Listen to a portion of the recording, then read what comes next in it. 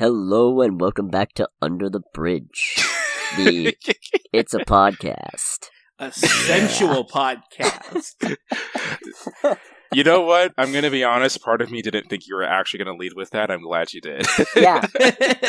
I ain't no coward. I don't need no sitting pillow. What episode are we on? Like 5? Who cares? What do you have against sitting pillows? We're keeping it going. It doesn't matter anymore. Episode numbers are for chumps unless we feel like doing a special thing for one, and I'm lazy, so no. I want to do a special podcast. Maybe when we hit 100 or something. Or when you hit 100, we do a live stream.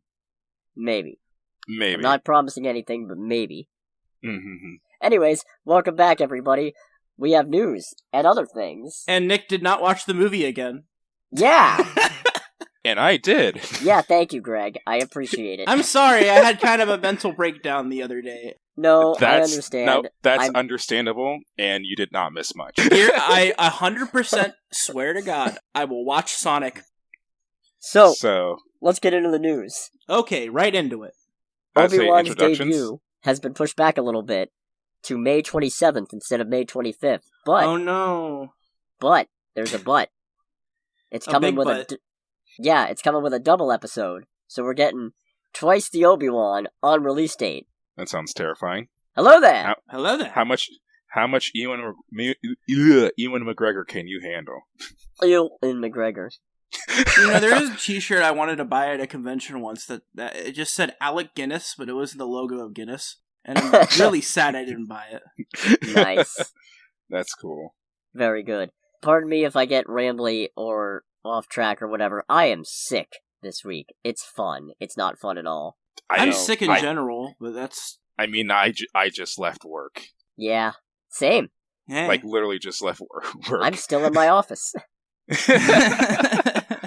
I'm laying down on my bed comfortably. Yeah. Screw you. Moving on. Batgirl's wrapped production. Apparently that movie is still on track to come out later this year. Batwoman is indeed a thing. It's Batgirl. Oh. Shit. I said Batgirl, I thought. Is it It's Barbara, right? It's Barbara. Is she I want an Oracle movie, so they need to break her legs already. Ooh. Ouch. Damn, sorry. I didn't know there was a Batgirl movie being made, in all honesty. Yeah, it's coming straight to HBO Max. Oh, so that's why. Yeah. But Michael Keaton's Batman. Okay. That's I would be lying if I said that wasn't interesting. Right?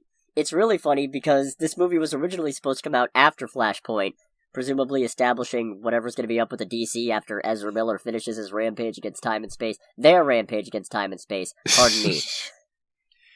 Should we just segue right into it, because it's technically related? You know what? Yeah, Ezra Miller's in more legal problems. Oh boy. What did he... Okay, I'm pretty sure I saw it on the news, but I don't remember. What did he do this time? They. What did they do this time? They've had a temporary restraining order filed against them by the couple they were staying with, also the couple that bailed them out of jail, for stealing from them and allegedly threatening them. In fact, one particular quote said during the court case is that Miller threatened, "I will bury you and your slut of a wife." Yep. Jesus. He is... Oh, they are very, very terrible. They are a very violent individual. That is insane. Can we just stop having them play The Flash after this movie comes out and have them get help? Because for real. Honestly. Yeah. I don't even know why DC's keeping them on. Honestly, probably because it would be a giant shit show if they tried to remove them. Yeah. Well, now that's 2 actors now that they have legal problems with that they're keeping in their movies. Wait, it was Ezra Miller and who else? Shit, what's her name? Amber Heard. Yeah, there you go. Oh, I thought there was a whole thing with the guy who played Cyborg. Oh, well, they let go of Cyborg. We're not seeing Cyborg again. Oh, okay. We're not seeing... No, that was just, what was his name? Ray whatever? Ray Fisher.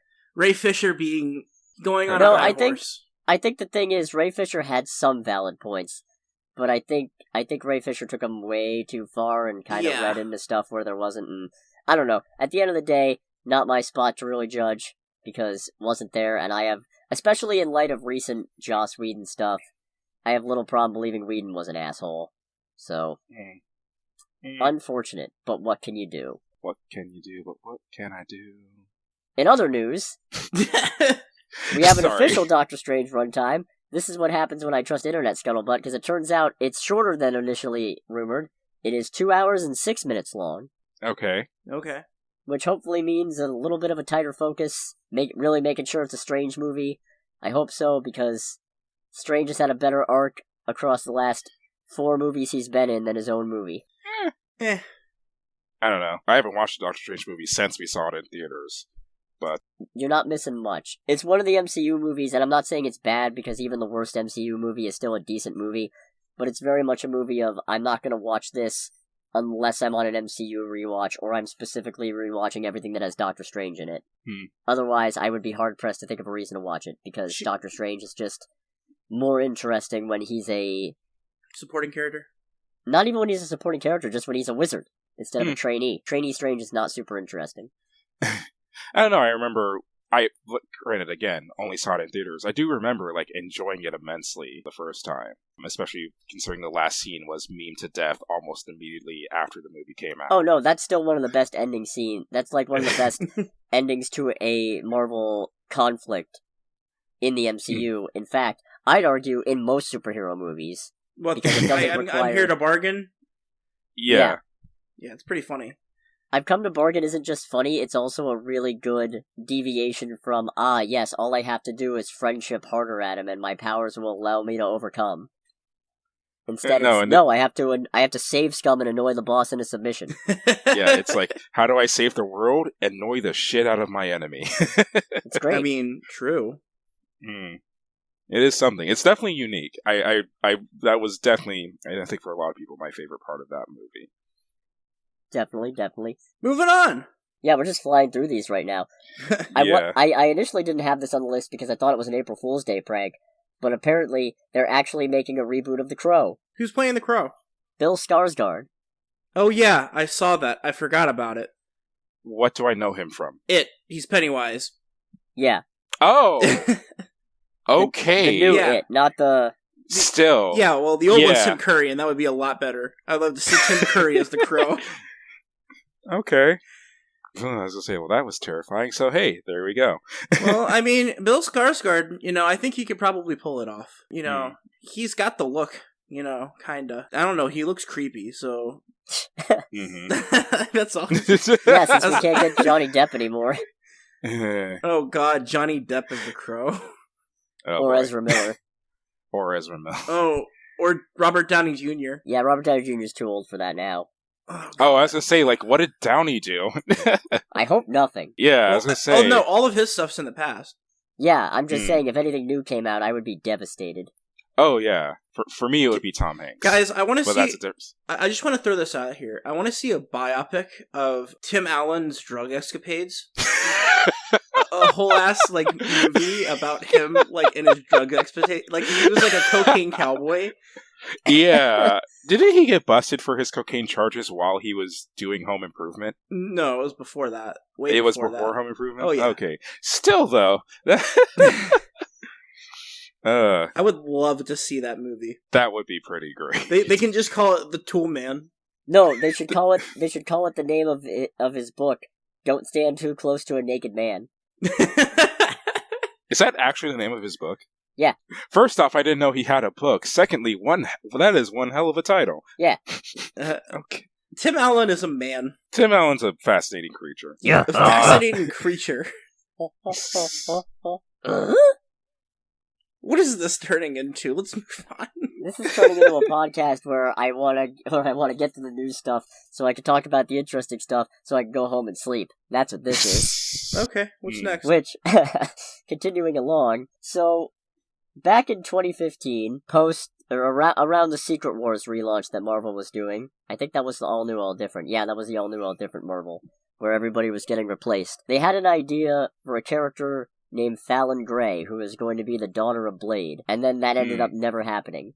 But here we are, 7 years later, and we now have it confirmed that Blade's daughter, albeit under the name Brielle, aka Bloodline, will be debuting in Free Comic Book Day, Avengers vs. X-Men #1.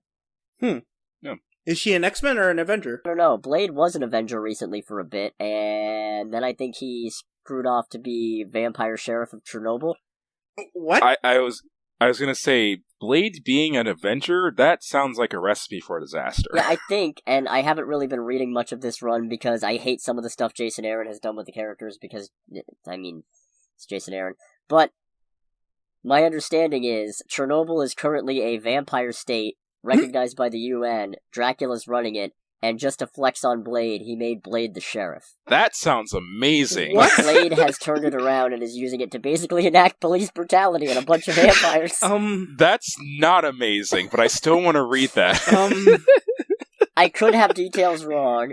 This is just my understanding of what's happening. That sounds like the plot of the next Blade movie. I hope not. I hope not. That still sounds amazing, though. It also sounds like it's a very hard read, but it sounds like something I would very much love to witness. It sounds like something a 12-year-old made up. It sounds like the kind of thing that's really funny to listen to somebody describe it secondhand, but then when you have to experience it yourself, it's like, this is much worse than I was anticipating. Like you make this sound fun. You guys know about that Batman comic that's like cyberpunk, where Batman's a virus? And everything is blocky and made out of really terrible 90s CG? No. Oh my god. I have it. I have a copy of it. I'll bring it to, movie night.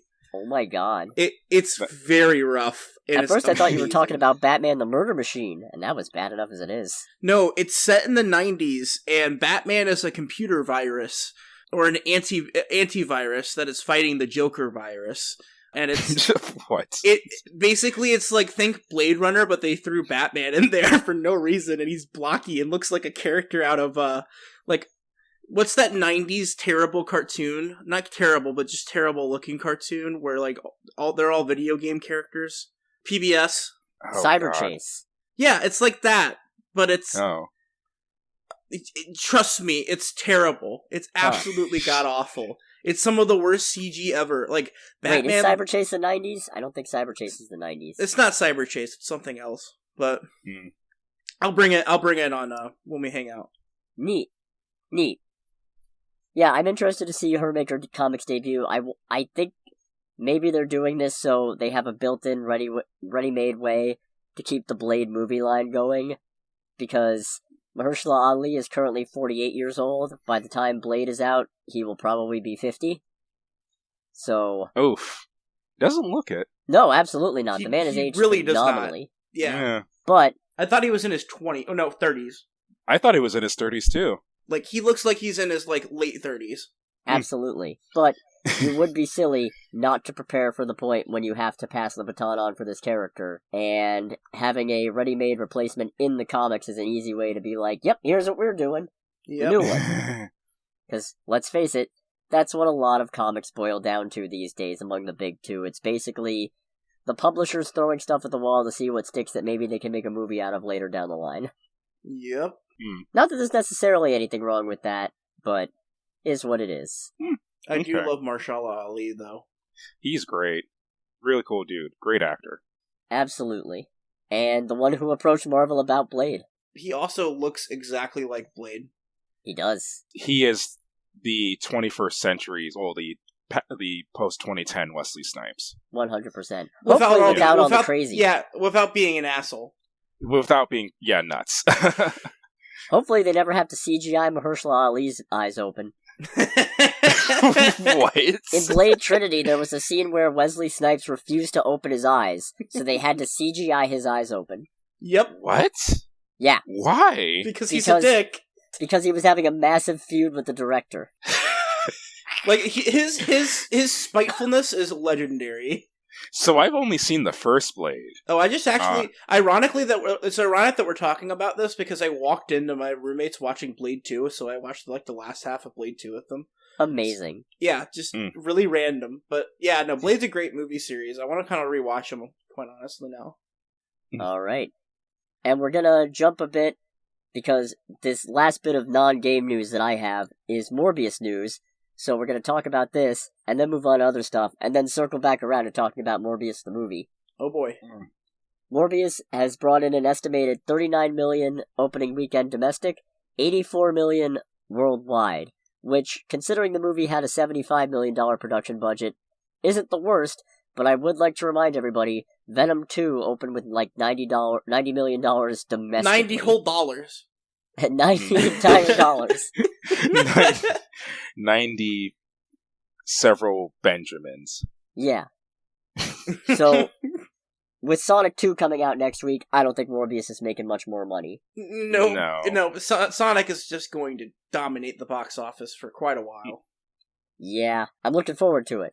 I am especially too. looking forward to watching Sony go into crisis mode when this movie fails to make them any notable money. Because you know they're gonna immediately start rethinking and backpedaling on everything they do, because that's how Sony handles this nonsense. Welcome to Sony. How can I help you?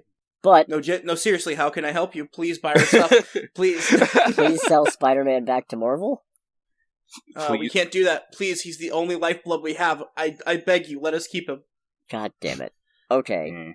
That's probably true. Then, in that case, we're just going to move on to the next bit of Morbius news. It's not even really news. This just makes me laugh, and I felt like sharing it. Apparently, Tyrese Gibson fell for a fake tweet that was allegedly by Martin Scorsese, calling Morbius the height of cinema.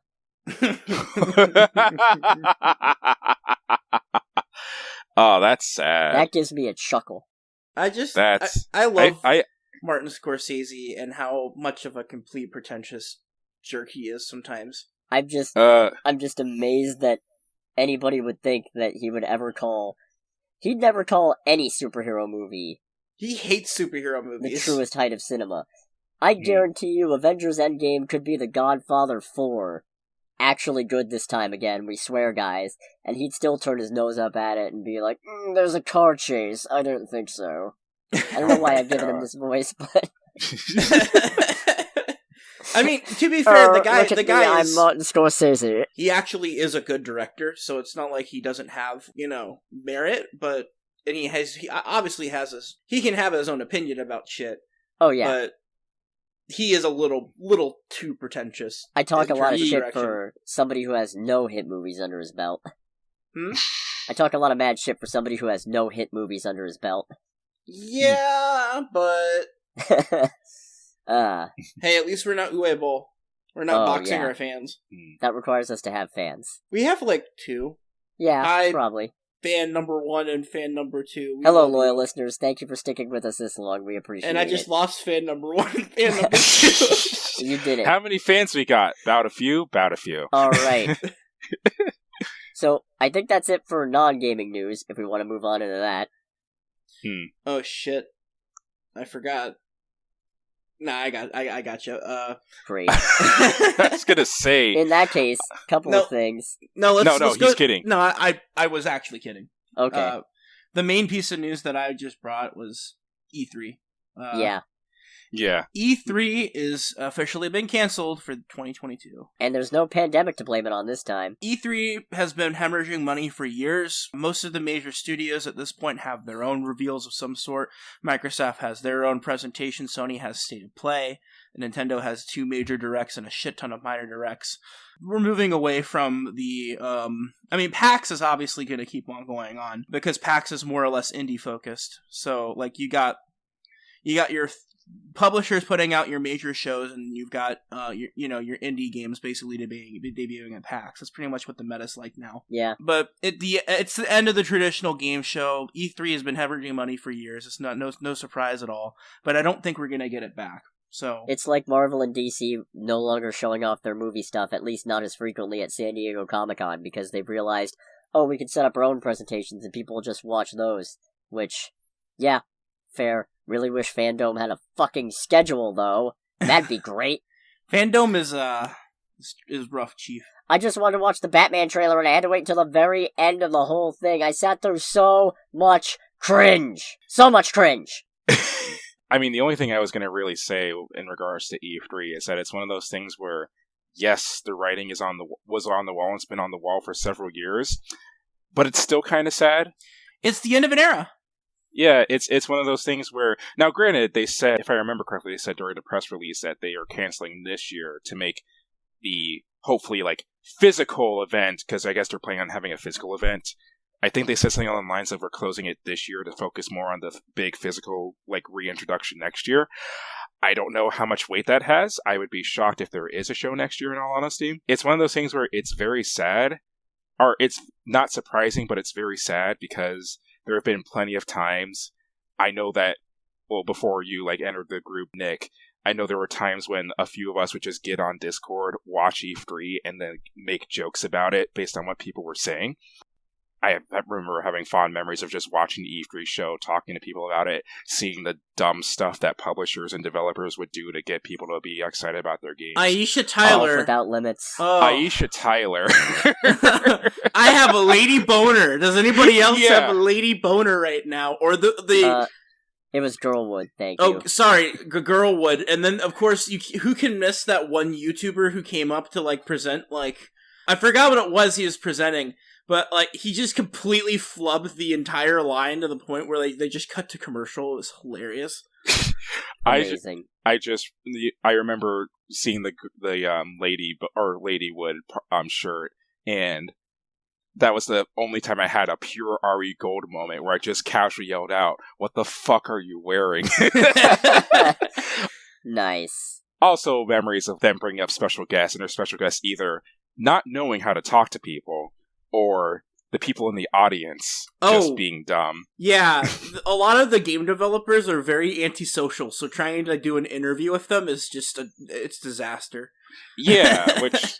There's nothing wrong with that, obviously. It's just one of those things where it's it's very awkward. You guys... does anybody plan this? Someone has to make a script for this. No. At least on the upside, that means we don't have to sit through another presentation like Take-Two Interactive where they show up to a gaming convention with no games. God, that was so dumb. Because they just basically merged that into the PC show, if I remember correctly. Devolver Digital had the best show. Devolver I'm pretty Digital. sure Take-Two had their own separate thing, and it was literally just a presentation on, look at how safe our workspace is, and look at how committed we are to... It's things that need to happen in the gaming industry, don't get me wrong. 100%. But it's also not something that you can milk an entire presentation out of when almost everybody else is showing off shit. Actual games. I say almost because Bandai Namco. Oh, God. Next Day's Combat when? So, moving on to actual releases. Speaking of releases, this week is another doozy of a week. There's a lot of big releases this week. So, the biggest release this week, Lego Star Wars comes out as of recording tomorrow, April 5th. Oh, man. Someone, actually, kind of quick caveat, someone called me at work, called us at work saying, "Are you guys going to have that tomorrow?" It's like, no, we sell used games. We don't get new games. He's like, so you're not going to have it tomorrow? It's like, no, I probably won't, man. Okay, I understand asking the first time, but... Yeah. You should have tried to feel the need to reiterate. You should have tried to upsell them, we have Lego Star Wars for the PS2. Honestly, I've thought about it, because I've done that before, but it was like, no. How about the PSP or the DS? We also have an Xbox 360 version of the Elite Collection. Whatever, regardless, this is obviously the Skywalker Saga, which is the complete remake of the entire saga of Star Wars, episodes 1 through 9. Jesus. Yeah, it's gigantic. It has an actual overworld. It has, a planet select screen. It's huge. There is a little bit of, some controversy going on within the company. Apparently, crunch times and whatever. Apparently, the Traveler's Tale got really pushed to get this game out on time. So hopefully it doesn't mean that it's not quality. It's getting good pre-reviews right now, and I mean, I'm gonna buy it probably not tomorrow, but when I get money. I'm looking forward to it. Another big release, MLB The Show 2022. Yay. I mean, it's important to talk about. It's a major release for a major sports game, and also it's just the second or third year it's been multi-platform. It was a Sony exclusive for a while. Really? Yeah, it used to be a complete Sony exclusive, and now it's coming to the Switch of all consoles too. So it's now presumably because the MLB went up to Sony and said either make it multi-platform or lose the license entirely. I don't care which. Yeah. I believe that's actually what happened, more or less. I haven't really read into it, but I remember hearing that MLB was basically like, yeah, no, we're not cool with you just having our game just being on your systems. You need to make it multi-platform. Yeah. Good on them. It sounds about right. But next game we got is Chinatown Detective Agency for Xbox and Switch and PC. some sort of a noir game of some sort. I don't know. Okay. I mean, noir has my interest. Yeah, it's a single-player story-based game. Chrono Cross, the Radical Dreamers Edition, which is the complete re-release of Chrono Cross. It's a new edition of the game.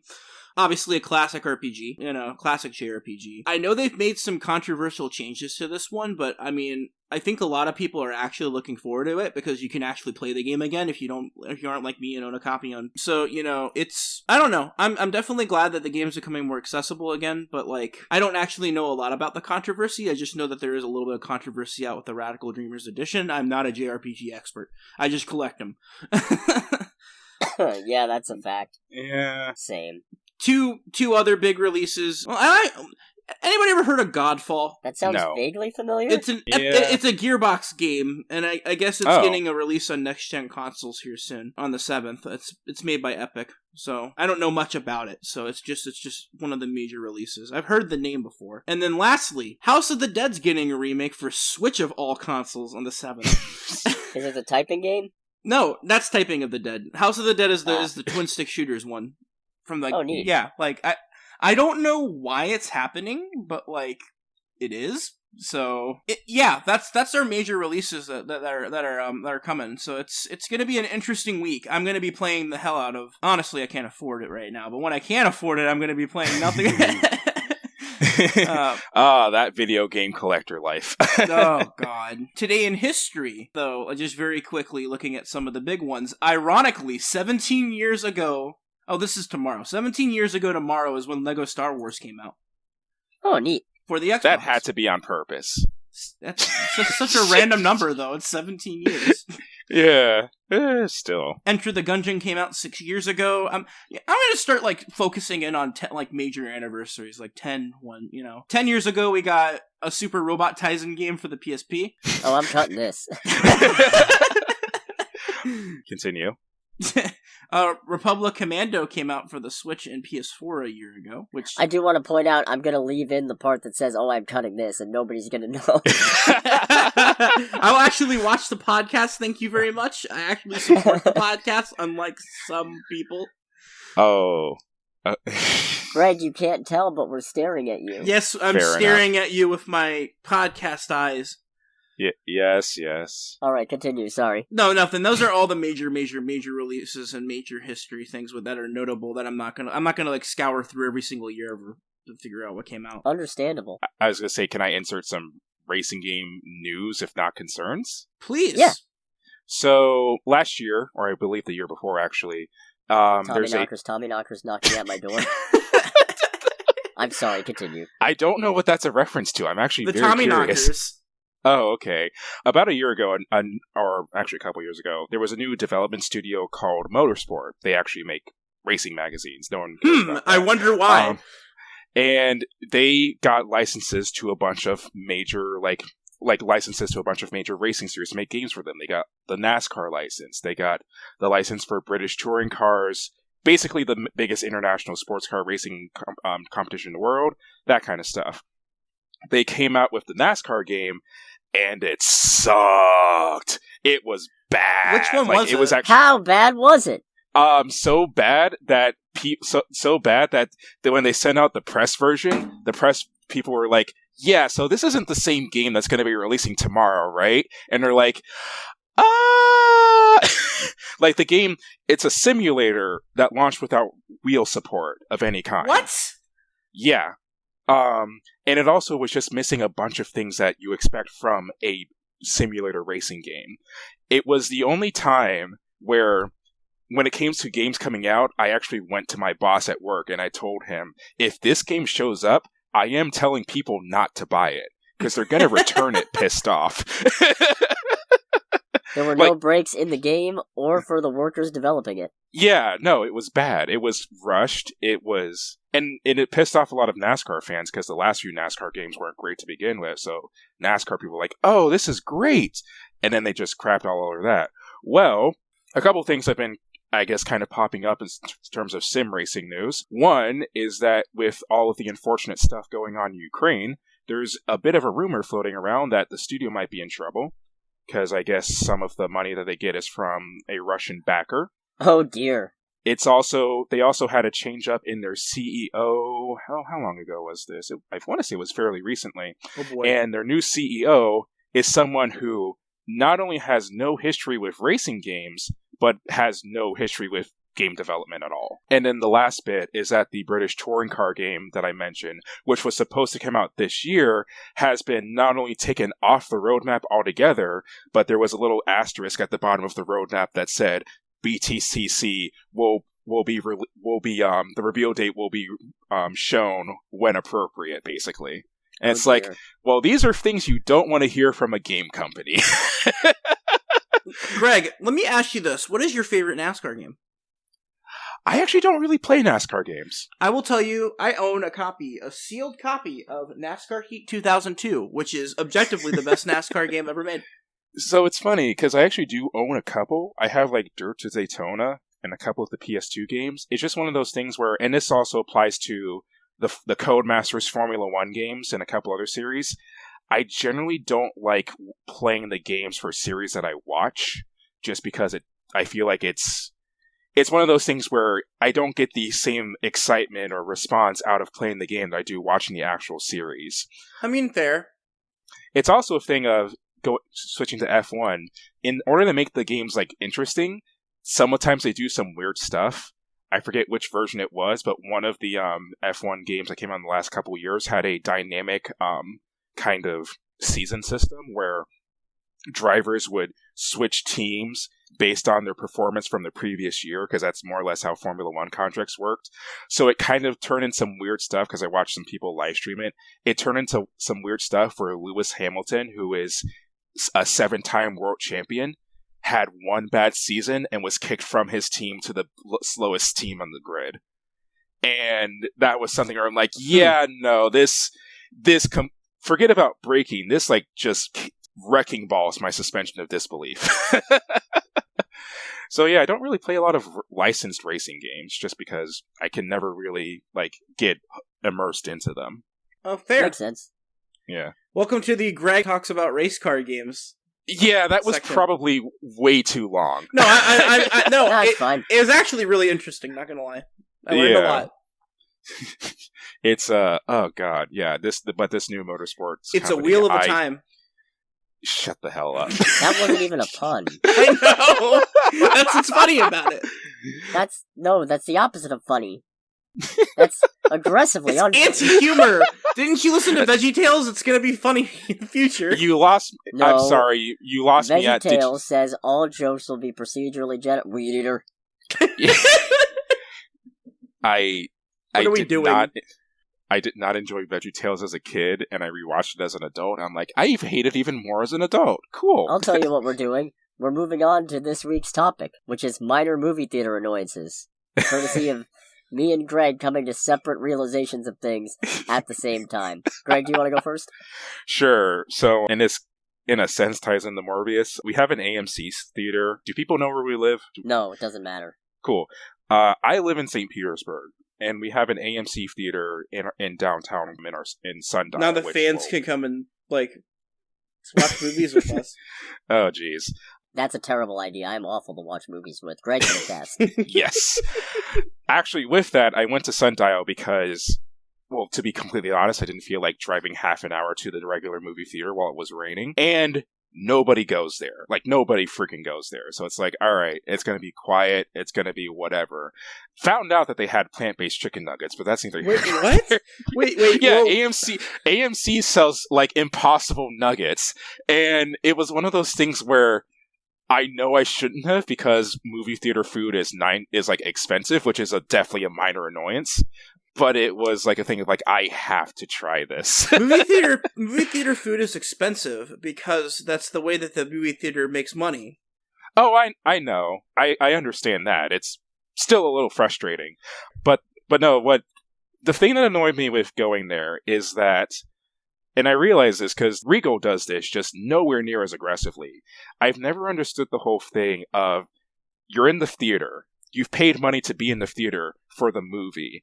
I do not understand the whole thing of running advertisements for the theater that you're sitting in and you've just given money to after your previews. And in AMC's case, what they did is that they did the whole thing of like, sign up for a subscription service, blah, blah, blah, enjoy your movie. And then they have a 2-minute commercial of a woman talking about the feeling of being in an AMC theater. And I'm like, and it was, and the tagline of it is AMC, we make movies better. And it's like, well, first off, this is in front of Morbius, so that's a lie. Secondly, you've just made my experience worse. Don't get me, I still like going there because it's quiet, but it's just one of those things of like, I have given you money to be there. Like, why are you doing this? Relatedly, I'm not a fan of how they've started putting non-movie ads in with the previews. Oh, God. At least they've switched to Verbo, and I no longer have to sit through Matt Damon daring me to be bold and participate in the giant fucking pyramid. Oh my God! The second I saw that, that ad, I lost it. That ad makes me angrier every time I see it, because it is out of place and borderline. The only thing. You are comparing actual space explorers to dipshits who buy crypto. What is your guys' favorite favorite advertisement that's ever rolled in the theaters? Huh. I have mine. It's the Mr. Freeze millionaire one. It's the one where they parodied Mr. Freeze for like the air conditioner, the millionaire. Don't be a fool, stay cool, go millionaire. My God. For me, it's definitely, and always will be until something else beats it, the Halo Top commercial. Oh, that was awful. Yeah. I love it. So oh yeah, you go ahead and explain it. So, we only saw this commercial once in front of a movie, never any time after that. But the basic gist of it is that there's this... But we've never forgotten it, is the key point. And you know what? To be fair, that is good marketing. Anyway, this woman is sitting in the middle of just this white room, and this robot rolls up, and is like, here, have some ice cream. And she, like, starts eating the ice cream. No, specifically it says, eat the ice cream. Or eat the ice cream. Not even have this, it's the really creepy one? one? It's an imperative. Yeah, okay. Yeah. Isn't that directed by David Lynch? Probably. I don't know, I believe it. Yeah, it's just like, just turns to this whole thing where this woman, very understandably, is distraught because this robot is force-feeding her ice cream, and she's like, where's my husband? Where's all these people? And the robot just goes, everyone you know is gone. There's only ice cream. And the commercial literally ends with her, like, wailing, like, distraught in the movie theater, and it just goes, Halo Top ice cream. I'm like, what the hell? Oh no, the even funnier part is, she's, at the end, when she's having her justified breakdown because everyone she knows is gone, is only ice cream, there's a bunch of robots just all around, all malfunctioning and just repeating, eat the ice cream, eat the ice cream. I think one was like lying on its side or something. One's just kind of going around in a circle. They were all malfunctioning in some way, and it's like, this is horrifying, but god damn it, I'll never forget this was Halo Top. And you know what? It worked, because the week after that, I bought some Halo Top ice cream and found out it was the nastiest shit on the planet. That tracks. Eat some ice cream. Eat some ice cream. Eat some nasty protein-infused ice cream. That would have been mine, but I guess I'm going to have to pick something else. And since I have the long-term memory of a goldfish, I'm going to say it's the new ones with Charlie Day doing a Mountain Dew ad, where he starts saying, commercials are getting short. Do the do. Hey! I haven't even drank. Do the do. Mario, commercials are getting short. It's one of those things where I would like it more if it stopped right after the first do the do. Yeah. But it's still pretty funny. Very, very, very, very off topic. Charlie Day is Luigi. I can't wait. Oh, I can't wait either. Back on topic. Another minor movie theater annoyance, I say as somebody who loves going to the movie theater and is glad to have them back and would not trade the experience for the world. Why is every movie theater food so goddamn loud? You mentioned this and you had to explain it to me, and then I thought, okay, he has a point. I have to explain, because all of it is rustly and crunchy, and the packaging is loud, like unwrapping the plastic from a box of candy is loud, opening the box is loud, the candy just jiggles around in it and makes a loud noise. It's the most obnoxious thing on the planet, but what are you supposed to do? There isn't really a quiet option. even stuff like hot dogs comes in a plastic tray, wrapped in something that you have to open up that makes you sound loud. When you go to pick up your cup to take a drink, the ice sloshes around. What are you supposed to do? What possible gain does this get them? Can we invest in, like, movie theater soup or something?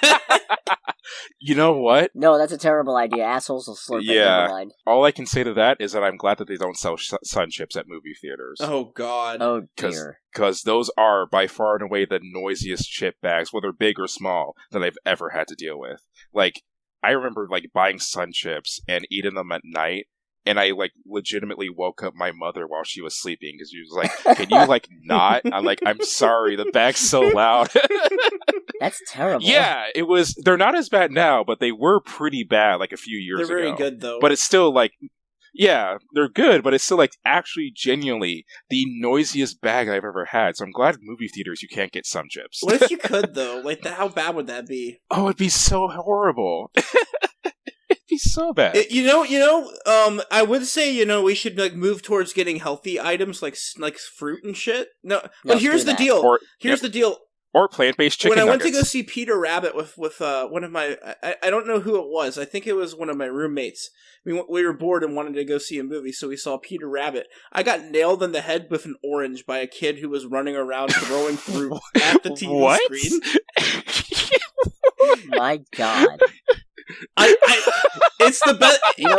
I got thrown. He threw it directly at my head. It like rolled under my foot, and then he had the audacity to come and grab the fruit back.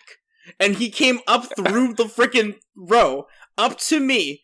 I looked at him like I was going to strangle him, dead in the eyes, and he grabbed it and then threw it again at the theater.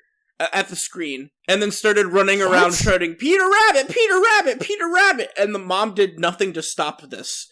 I swear to God, if I ever see a kid with a fruit, I don't know what I'm going to do. They're gonna catch these hands. Forget catching the fruit. See, I started laughing because I'm imagining the kid from Home Alone just nailing you in the back of the head with an orange, and that's what made it funny. That parent can go to hell, though. But my brother was dying of laughter. Dying of laughter. And then they threw a banana, and I had to dodge. I dodged the banana. What the hell? How is this kid getting produce? He stuck the fruit in. My God. I have more questions than answers right now. See, if it were me, and I'm just watching Peter Rabbit, I don't give a shit. I'm gonna go report that shit. Oh, yeah. I was close to doing it. Oh, I would have. You should have. I would have, 100%. You guys want to know the saddest thing? I was in the front row. My God. Jesus. That was the worst that was the second worst movie experience I've ever had in my life. Being nailed with an orange is pretty bad. You know what? I would say obnoxious moviegoers count under minor annoyances, but I'm one of them, so I can really... that's stones in a glass house. But here's one that really irks me. People who... Because now pretty much all theaters have switched to you pick your seats. Like, you have an assigned seat. And I hate the people who show up and claim a seat that isn't theirs, and then they make you feel like the asshole for expecting them to move. Only caveat to that is the one time a guy took my seat with his colonoscopy bag, and I felt bad, so I moved up. That's one thing. That's definitely gets a pass. I forget which movie it was, but I remember us seeing, I think it was a Marvel movie, and there was, like, a family, like, in our seats, and... It was Eternals. Because we... Oh, yeah. We got the tickets basically as soon as they were available.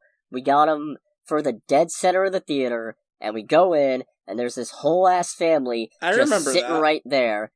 Yeah. And we're like, this is our seat, and the kids moaning about it. It's like, well, blame your parents. Yeah, no, I remember the dad was just kind of looking at us, and I'm just looking directly at him, like, what do you expect us to do, bro? These are our seats. These are our seats. We paid for them. Yeah, we paid money for them.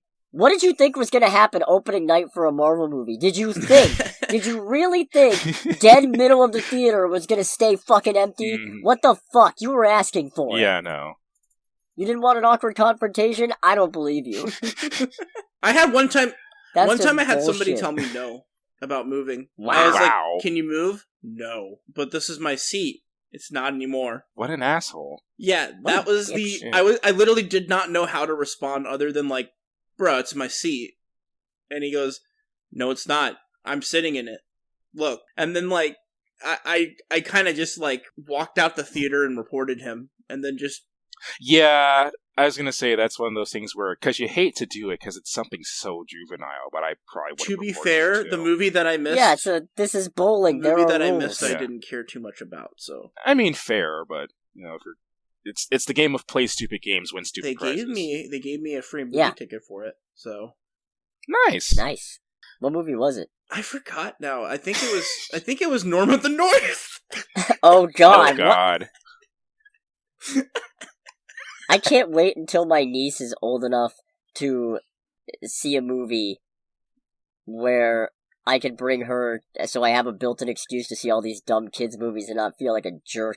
But before we go into talking about Morbius, because I know that's the I don't know a fancy French. The height of cinema, according to Martin Scorsese. It's the height of cinema. I just want to, like, let's try to, like, bring this back. What is your best movie theater moment? Best movie theater moment you've ever had, period. Ooh. Mine is something you would not expect. I would say, it's kind of a tie, because there was, and they both involve me or whoever I was seeing it with being the only ones in the theater. I definitely think, what was it, Profile. Having Profile in an empty theater was actually one of the best experiences no, that ever. was so much fun. What? Because it was such a garbage movie. Yeah. And it's that movie, it's the what do you call it? The one where all you see are computer screens, so all you see are Zoom chats and Skype cameras and what have you. About the journalist who's trying to investigate ISIS recruitment tactics and ends up actually falling for her recruiter. And it was dumb. The main character was horrifically unlikable, and obviously her love interest is also unlikable because the dude's a fucking terrorist. And so, but we had the theater all to ourselves, and there's a bit where it looks like the guy is dead. He got blown up in some kind of drone strike or something, and we were just cheering. Yeah, like the girl is like actually like distraught and crying, and we're just like, yeah, he's dead! Kill him again! It's like, hell yeah! It's the kind of shit we could not have gotten away with if we weren't the only ones in the theater. So, Cody, I have to admit, a lot of mine involve you. Like, oh boy. Spiral was one of the best experiences I've ever had in a theater in my life. I was crying. Because I called the killer? I was crying of laughter the whole movie. The whole movie. Like, I could not contain how much that I was laughing. It was insane. It didn't help that Chris Rock didn't make it any better with his acting. No, that was a bad movie. It's really bad. I love it, and I really like that movie because it's just so bad. Still need to watch it. My favorite movie that I've had ever in a theater, though, and this is going to surprise you, there was a school full of children watching Batman, the animated Death of Superman movie with me. Oh no! Me and my friend Claire. We were at the theater and we got so angry because we saw the 2 truckloads of kids come in and they all had school shirts, so you knew they were in class. So some daycare or some school had a field trip to the theater and brought all their kids, to go watch. To see Death of Superman? Yeah. What the fuck? Who does that? Who's like, alright kids, this will be a formative experience. Watch Superman die. Yeah, it's like, well, they probably just saw the Superman. It's like, oh, it's a Superman movie. No, but it says good. death of! The best thing ever is, though, this kid that sat next to me was the funniest kid I've ever heard in my life. He was ripping on the movie the whole time, and I was dying of laughter. Like, here's some of the highlights. In the movie, there's a section where Clark goes up to, Clark goes up to Lois and goes, Lois, I've got something to show you. And then he takes off his glasses and she goes, oh my god, you're Superman. The kid just yells out, yeah, no shit, are you blind? And I just couldn't. I almost peed myself in laughter. It was that good. He was just like sitting here ripping on them the whole entire time. And then on the other side of us was this very obviously autistic kid. And he was having the most fun of his entire life watching this movie. So at one point, at one side of me, you had a kid going like, oh yeah, like just like screaming out and making fun of the movie, and the other was a kid going, woo, woo, woo, like just like absolutely enjoying the movie, and I was like, this is the best thing I've ever been part of. That's ever. amazing. I don't. Most of the time, kids are obnoxious when you go to theaters. That was the only time I legitimately had more fun with the kids there. That's amazing. I think for me, my favorite moment that I remember seeing. Pretty sure I was alone for this. Yeah, I was alone for this. I remember seeing Straight Outta Compton. Alone? Alone, yes. And it's an excellent movie. It's a great movie. It's one of my favorite movies. And I feel like the need to point this out because I feel like makes it funnier. With what you would expect, most of the guests in the theater were black. It wasn't completely, like, there was a good number of, like, white people. Two of which being this one really elderly couple, like 2 rows down in front of me. Oh, so you weren't alone. So, yeah. What? So you weren't alone. No, I wasn't alone. This was in a theater full of people. But, okay. You made it sound like you were alone in the theater. That's why we're confused. Oh no, Greg. I thought you meant like alone as far as us. It's like Greg, I was the only person. As in no one in the theater, not like. Jesus. Oh my bad. I misunderstood. Anyway, we get to the part of the movie where Ice Cube makes and NWA listens to No Vaseline, which is the greatest, just most chef's kiss hip-hop diss track ever. Nothing has come close to it. So the scene is like the NWA, because Ice Cube split off at this point, listening to No Vaseline and just hears Ice Cube just taking a dump all over them. Everyone in the theater is just kind of silently watching alone, except for the old white couple down in front of me. They are jamming the hell out to this song. And I was like, yeah! It's the greatest thing I've ever seen, because it was like, I'm gonna be honest, part of me was like, I was like, I hate to be like this, but you know what kind of movie this is, right? And they're just jamming out to it. I'm like, all right, let's go. This is what I want as a hip-hop fan, just hip-hop to jump across all boundaries. That's pretty spectacular.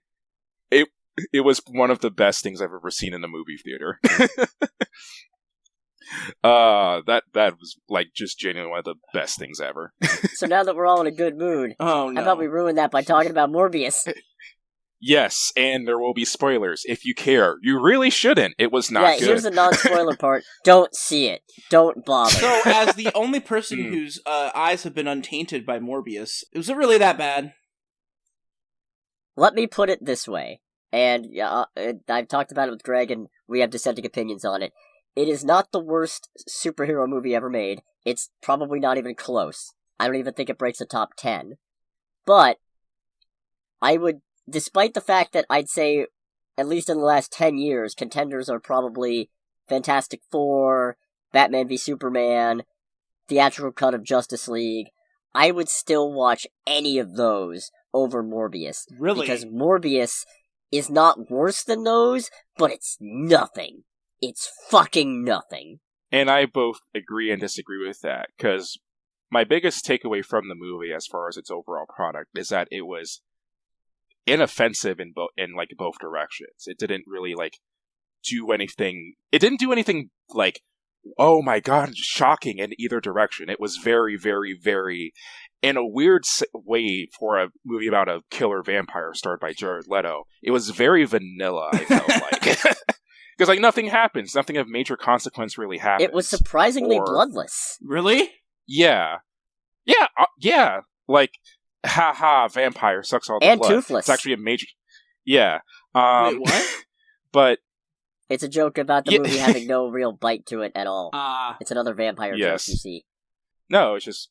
I just personally thought it was, just wholly unoffensive. But I don't hate it.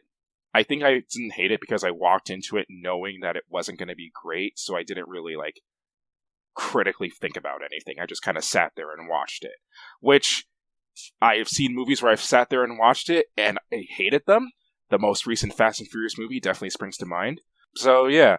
That being said, I have the opposite thing as far as movies I would rather watch, because I would watch Morbius again over Batman vs. Superman or Fantastic Four 2015. 100%. because it's not offensive, but it doesn't also do anything that immediately makes me go, "Oh goodness, please shut up." No, that's valid. Also, don't have to worry about you hitting your head, Cody. I did do that. Yes. Yeah, no, when I first showed Greg Fantastic Four 2015, there was at least 2 points where I paused and I'm like, okay, let's review everything that's wrong just with this bit of the movie. I haven't watched that movie, and I think I'm happy I didn't. Yeah, no, don't bother. You should I'll have to show it to you at some point. No, please don't. Oh, God. Too late. You've invoked the wrath of Squidward. Can I just ask about some of these points that you have on the notes that you took? Yeah, you know what? Let's go into spoilers, I guess. Long and short of it, don't bother seeing it. There's no point. What does Quidditch mean? What's the context for Quidditch? Oh, the director of photography's name was Oliver Wood, and I just thought that was really funny, so I wrote Quidditch DOP. Okay, how about Hug Me Bat Brother? When he's recording, you don't even get a montage of him testing his powers. You get him sitting at his desk saying, "Here's what I've discovered. We're not going to show it to you because it's not in the budget. But I also have a certain kinship for bats." And there's a point when he's just standing in his bat tank that he just has, and one of a bat tank, if you will, and one of them just like lands on his hand, and it looks like it's hugging him. So I just wrote, "Hug me, bat brother." Ugh. I think the things that kind of did it for me in regards to stuff like that, or at least things that I noticed, were I know this is kind of par for the course for these kind of movies, but it really did bug me how there were a couple things where it's like, no one's questioning this, like no one's questioning, how did he capture these bats? And also just kind of being like, girl. They show us him catching the bats at the start of the movie. Well, because it mostly shows the bachelors just kind of like going at him. Yeah, but the implication is clear. It would have been nice to see it, but yeah, that's kind of my point. It's like I am very interested to see how he was able to contain those bats. I guess he just airlifted the tank. Yeah, and also the main female main character, who, to be completely honest, I had no idea that she was supposed to be a love interest until like the rooftop scene. Because it's like, the way they're talking and all that, the movie just makes you think, it's like, okay, are these just like really good friends who just give each other shit? And it's like, oh, no, you're supposed to be in love with each other. And then it's like, I'll give Morbius a lot of shit, but you really were not paying attention to this movie, were you? I don't know. That's why I felt you like don't it hate wasn't. You literally just had the brain off for this movie. No, I mean, like I said, I tuned out of it. And then, what was the other thing? Greg, that's it's great to know. Yeah. See, I had to tune in because I had to take all these notes that look like...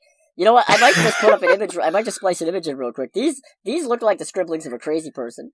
They really do. I only killed the first group of people. Yeah, no, there's a whole bit where, like, Morbius kills all the mercenaries that he hired on the boat where he's doing his experiments because it has to be done in international waters because it's not legal. What? And then, okay. So he kills them all, and then makes his way to shore, and he leaves Martine holding the bag, like she's the only survivor on the boat, so they end up questioning her. She doesn't get, like, arrested or charged or anything, but then they end up connecting the dots and they're suspicious of her later on.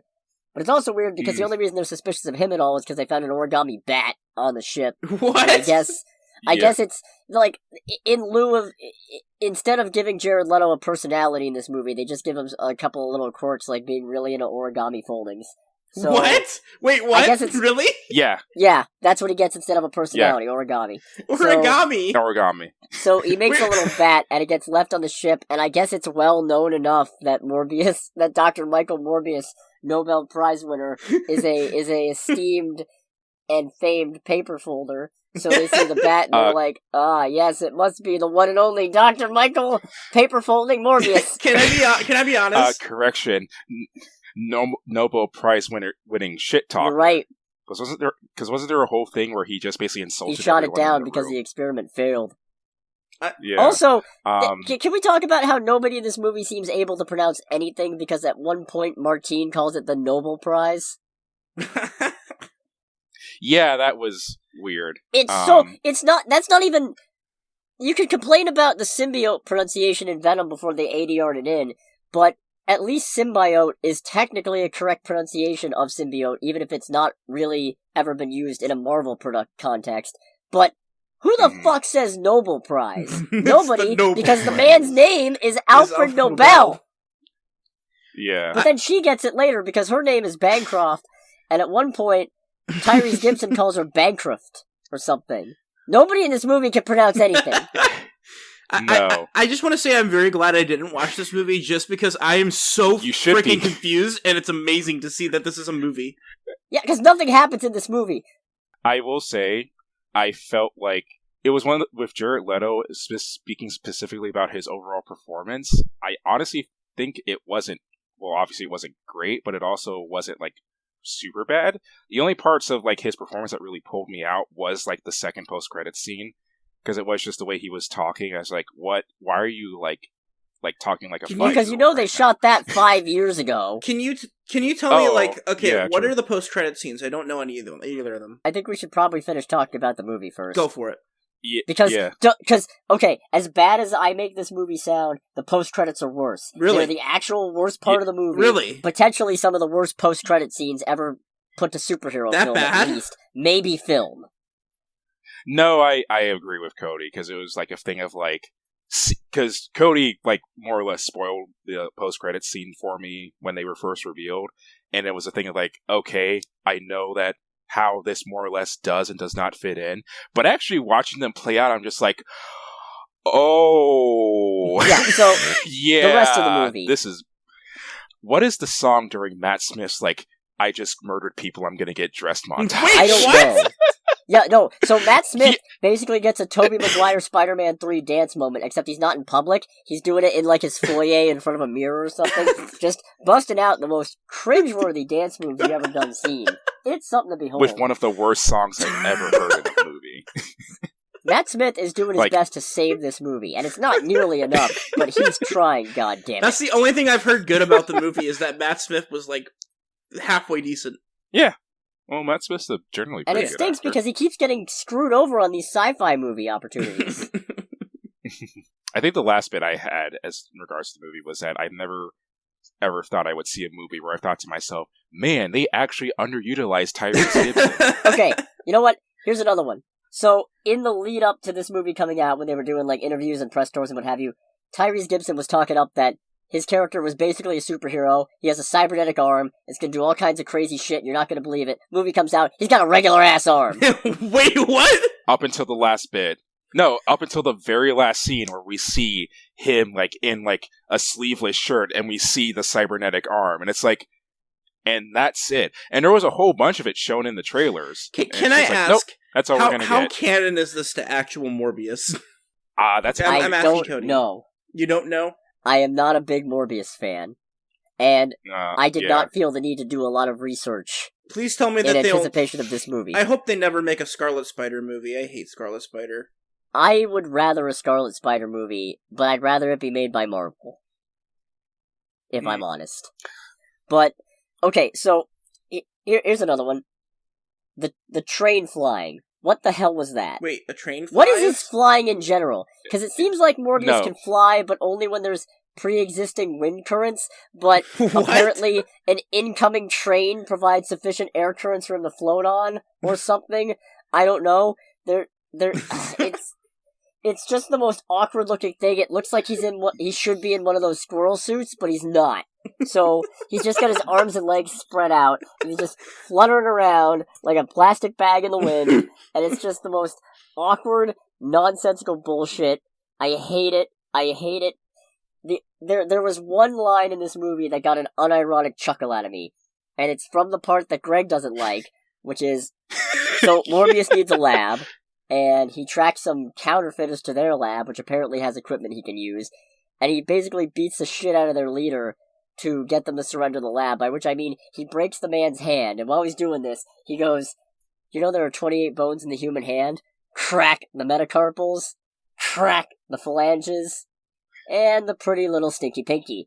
And pretty little stinky pinky actually got me. I'm not gonna lie. It's not a good line, but it's the one moment where this man felt like a human being and not a cardboard cutout designed to just be on a movie poster. Does this... and with that, I was just go going to say, ahead. does this movie make you that much more, give you that much less confidence in the Kraven movie? Oh yeah, no, I don't believe the Kraven movie is going to be worth anything. Because the thing is, I don't even think the Venom movies are good. But at least the Venom movies are moderately entertaining because Tom Hardy is really bad at American accents, weirdly good at Venom accents, and reasonably astute at bouncing the two off each other and making pretty good banter out of it. But if you took that gimmick away, Venom would be shit. Morbius is Venom without that gimmick. Yes. It's just an absolute nothing of a movie. I honestly, and the worst part is, it was supposed to come out 2 years ago. They had 2 years to work on this movie, potentially do reshoots, fix it in editing, and it feels like somehow, in that time, either they made it worse or they did nothing. The movie doesn't even end, it just stops. There's just an absolute... He kills the bad guy, he kills Matt Smith, he goes flying out of the subway tunnel surrounded by his swarm of bat brethren, and he dead-ass Kamehameha-Ken a swarm of bats at Matt Smith at one point in this movie. It's something. So, he goes flying out, Tyrese Gibson is giving him a menacing glare, and his girlfriend, who we're led to believe has been fridged for his own man pain or whatever, but accidentally swallowed a drop of his blood while he was feeding on hers. Her eyes snap open, and they're glowing red, happened? And then the movie ends. Wait, that's how she came back? Oh, I completely missed that. I was still upset about that, because it was one of the things I was like, okay, so there's basically, like, no consequences. Cool. And that's how the movie just cuts to the credits at that point. It's garbage. Yep. I hate it. Now I'm very curious. What are the post-credit scenes? Oh, boy. First post-credit scene. That same purple multiverse rift from the end of No Way Home opens up in the sky. And Michael Keaton's Adrian Toomes ends up in a prison cell in the Morbius universe. And he's not sure how he got there. He's just looking around, touching his face, acting generally incredulous for somebody who has no frame of reference of what they're supposed to be doing. And just goes, hope the food's better in this joint. And then there's a news report about how he just popped into a jail cell, and he's expected to be released, presumably because there's no record of him having committed any crimes in this universe. And that's the first post-credit scene. Second post-credit scene, Morbius is out in the desert, driving along. In a Porsche Taycan. Oh, is that what that was? Neat. Yeah, and I was like, how did you are a wanted man, how did you buy that? Probably stole it. Okay, go on. Yeah, no, that's the other thing. Morbius is a pretty bad dude in this movie, honestly. But they try to downplay it because the mercenary point was, oh, you killed those guys, no problem. But once he starts allegedly killing other people and he wasn't, it was Matt Smith, they're like, oh, you're a monster. It's like, what about that first batch of people he killed? What about them? Yeah, they were mercenaries. What of it? It's still fucking murder. Anyways, second post-credit scene. He's driving out in the desert despite being a wanted man. You hear something coming, and up flies Vulture in a new Vulture suit that he somehow managed to get, despite there being, no sign of super advanced technology yet, aside from Tyrese Gibson's arm that we don't see do anything. So he apparently got... Because remember, Vulture didn't build his own suit, somebody else built it for him. But somehow, he found somebody else and was like, hey, can you make me a giant high-tech flying Vulture harness? Yeah, man, no problem, sure. That'll be $500? Or something? I assume that's how it went down. I don't know, because they don't know. There is no answer. They're making up as they go. Is that the only, reference? No. It gets worse. Oh, I'm sorry. You were asking the only reference to what? Is that the only, is that the only scenes that Adrian Toomes are in this whole movie? Yeah. Oh, yeah. All the references to Spider-Man stuff has been cut. That bit in the trailer where he's running by the graffiti of Spider-Man that says murderer on it, not in the movie. Yeah, there was a lot cut from the trailers. There was a lot they cut only from the put that trailers. shit It in was there insane. so they could make people think it was connected to the MCU. Okay. It's some of the dirtiest shit I've ever fucking seen. Okay, well, continue. So, he comes flying up in his Vulture suit that he's somehow gotten for $500, I assume, because I haven't seen it. They don't show us how he gets the suit, and he goes, hey, Doc, thanks for meeting me. I'm still trying to figure this place out, don't know how I got here, probably something to do with Spider-Man. But I'm thinking, guys like you and me, I've been reading about you, maybe we could get together and do some good. and then Morbius just goes, intriguing, and then it just cuts to the end, and that's just it. So, apparently we're getting the Sinister Six, but it's a team of do-gooders, unless he's being ironic, and his idea of doing good is being a fucking criminal, but then why the fuck would Morbius join him? What's the point? What does any of this mean? Trick question. There is no meaning. Fuck you, Sony! Why are they throwing Adrian Toomes into, like, why is the Vulture here? Why?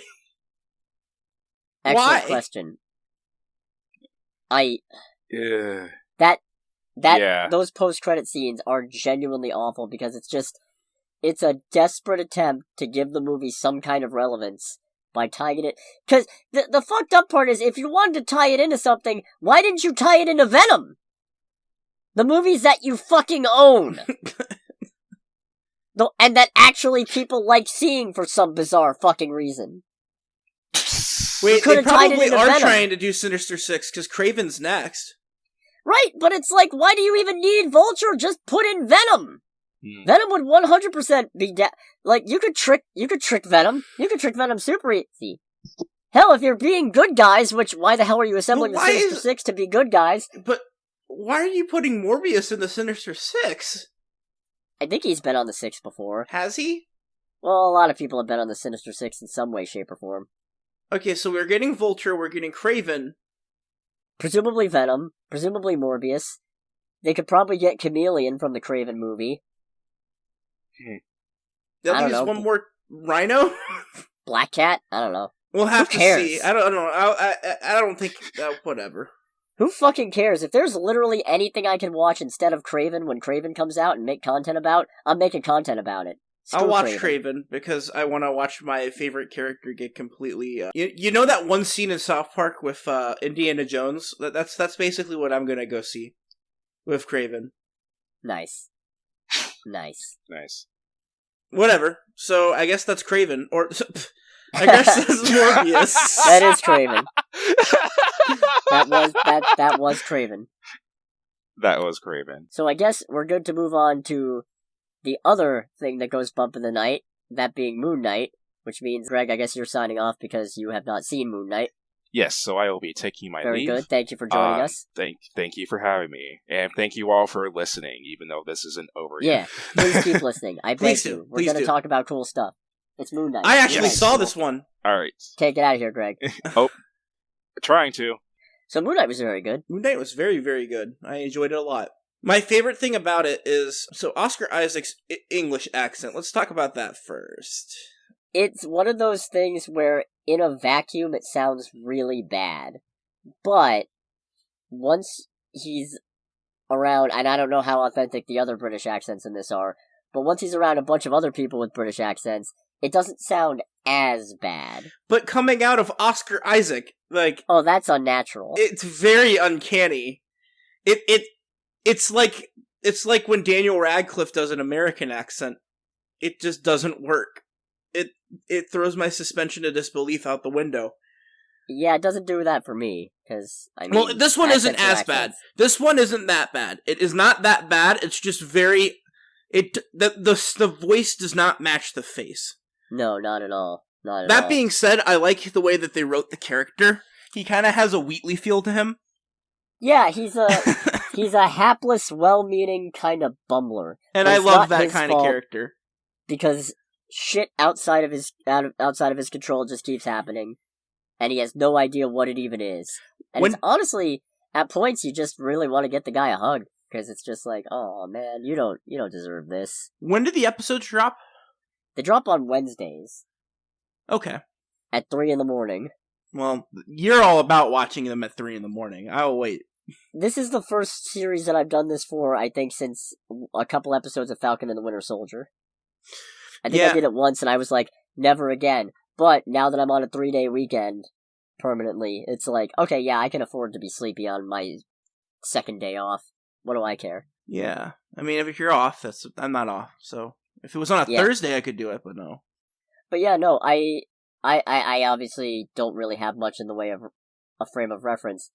But I've heard that apparently it's doing a pretty good job so far depicting dissociative identity disorder, which of course isn't the entirety of what's going on here, presumably, but still, it's nice if people are relating to it and connecting to it, and I hope that they continue to feel that way as it goes. I really hope they explain whether or not this is a museum of Egyptian history or just a museum that has an Egyptian, like, you know, it seems very Egyptian for, you know, a museum. I'm just saying, the British stole a lot of shit from Egypt. I wouldn't be surprised if they need a whole-ass museum for it. They probably have a whole-ass museum for every country they've stolen a bunch of shit from. Oh. That would be... I would like to go to Britain and see if they have a whole-ass, you know, like a row just of like... It's called, like, Plunderer's Row. And it's just entirely it's full just of... a bunch of museums. full of, like, treasures that they got from, like, different countries.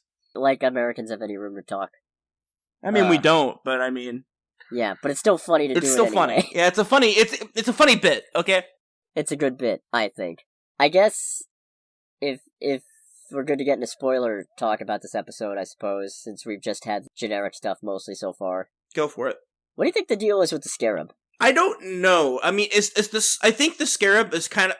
To me, I feel like the Scarab has to be, like, what ties the two like, not the personalities together per se, but maybe his powers together. It has some connection to the god, right? I don't know. I think it might be, because Harrow needs it as well.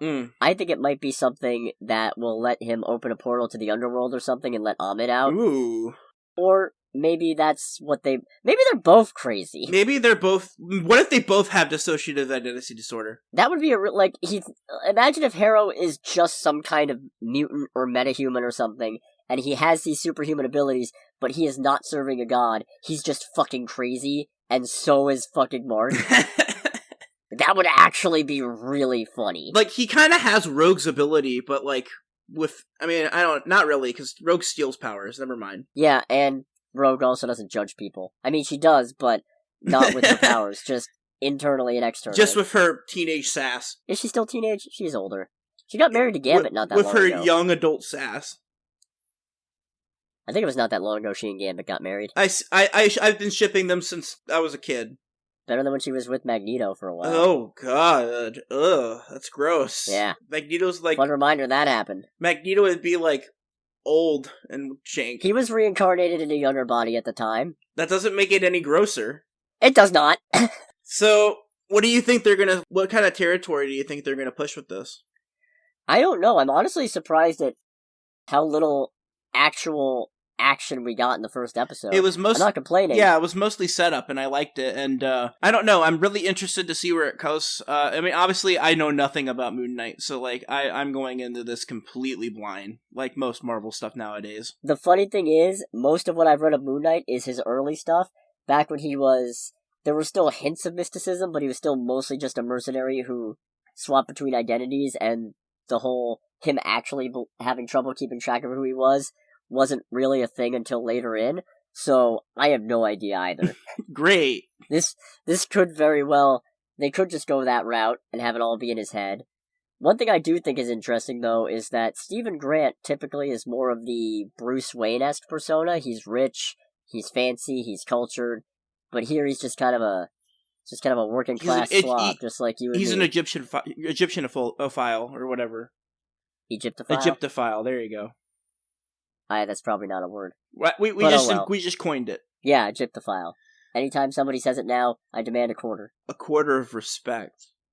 No, one actual quarter, the coin. Tender, legal U.S. tender. But you can't buy respect with a quarter.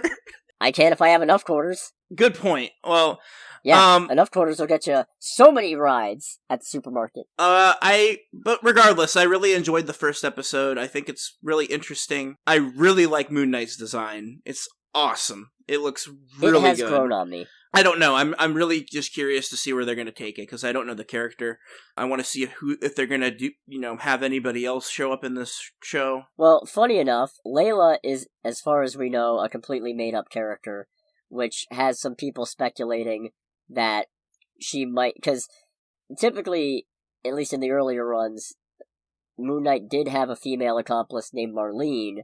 People are kind of anticipating that maybe the reason why she was switched out with Layla is because Layla's going to secretly take on a more antagonistic role that Steven is not aware of, but Mark is.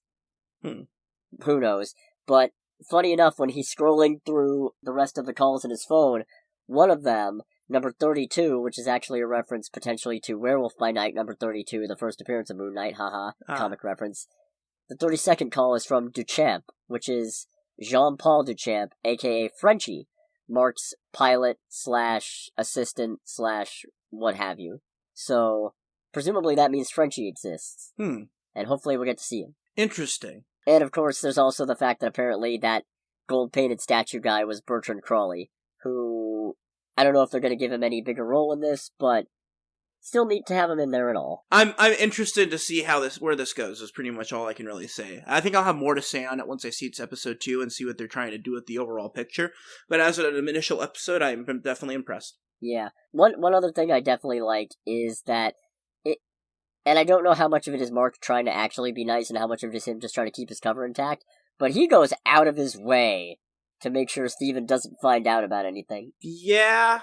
He has to maneuver around all those personal booby traps to make sure Steven doesn't catch on. He went out and got him another fish. He puts everything back where when he's done with it. Mark Spector is the ideal room / body mate. Oh god, body mate. Oh, here's one. What'd you think of Khonshu? Which one's Khonshu? The god. Oh, the creepy, jump scare god? Yeah. Yeah, he looks pretty cool. Well, he's also the other voice in Mark and Steven's head. Oh, okay, that voice. The weird, creepy... Yeah, the one who says stuff like, the idiot's in control. Yeah, I liked him a lot. I like the antagonistic voice, of, I guess, Reason. Not really. Not even voice of Reason, it's more like just a boss who is phenomenally unsatisfied with his employee's job performance and has no way. He is the Donna to Steven's Mark. Just a absolute belittling asshole of a boss. Well, if he drops a scarab, I'll kill you both. I mean, I want to see how he would kill them both. Would he just pop up and jump scare them to death, or? That's an excellent question. I wonder if, going with the idea that maybe Mark is just crazy, maybe Khonshu is just another identity. Huh. It could be. And he's sort of the midway point between the two of them. That would be interesting, and also probably explain, I don't know, I don't think F. Murray Abraham is Egyptian, but... I'm sure he isn't. And I'm not saying that's a prerequisite, but considering how much this show has been priding itself on proper representation of Egyptian culture, it would be kind of weird for it to... It's like, yeah, here's this actual god, and he's not Egyptian. I don't know. So who knows? We'll see. Yeah. That being said, I think that we've touched on everything for this week. Yeah. I'm looking forward to see more of this show. Can't wait. And hey, I only have to wait pretty much a night and a half. So that's nice. Ray. So, anyways, you want to thanks for watching, everybody. Oh yeah, we're just going to go straight into it? Might as well. This has been Under the Bridge with the Scarlet Troll, the Ancient Dugman, and sometimes Greg. Most of the time, Greg. Oh yeah, we didn't even do the intro, did we? My god. Did we need to? No, I guess not. They clicked on the video. They know what it is. Yeah, probably. Anyways, thanks for watching, everybody. Yep. Make sure to stay tuned for more exciting stuff. Next week is Sonic the Hedgehog 2 week. Yes, and expect it to go over an hour and a half. Probably.